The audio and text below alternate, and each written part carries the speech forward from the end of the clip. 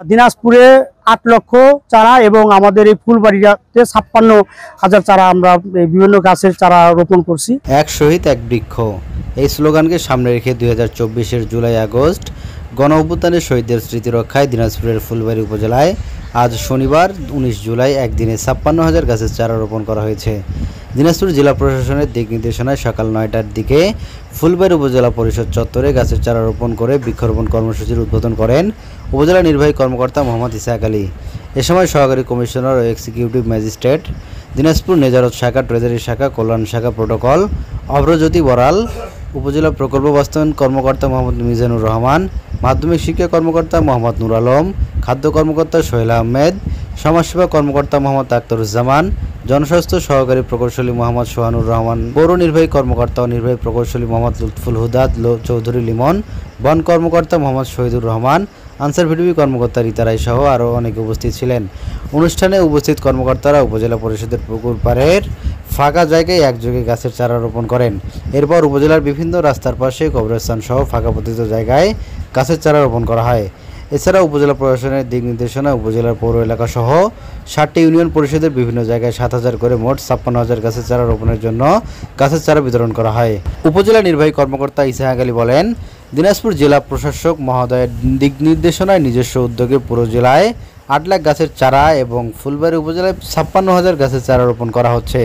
এর মধ্যে বিভিন্ন বনজ, ফলজ ও ঔষধি ফুলের গাছ, সৌন্দর্য বর্ধনের গাছ সহ ৩২ প্রকারের গাছ রয়েছে।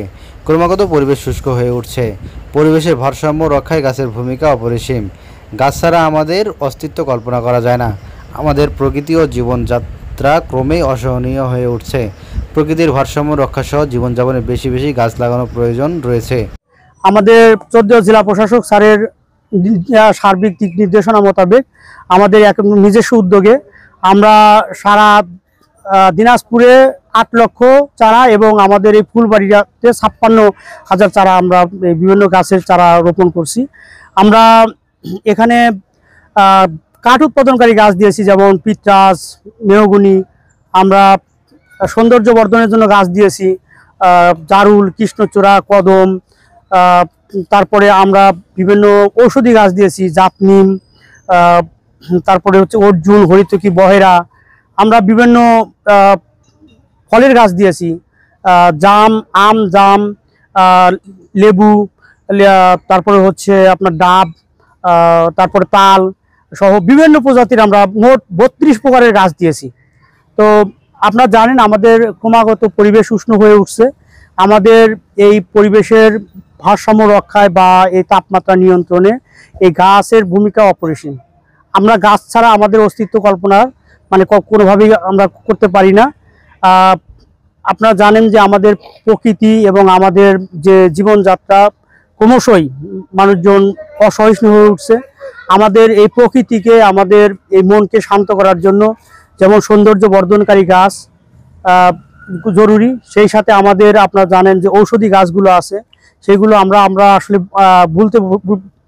ভুলেই গেছি প্রায়। আমাদের যে অর্জুনের কথা, নিমের কথা, আমাদের যে হরিতকি, বহেরার কথা, আমরা এখন শুধুই যে সকল ঔষধ আছে ঔষধের উপর নির্ভরশীল হয়েছি। আমাদের উচিত আবারও গাছের কাছে ফিরে যাওয়া।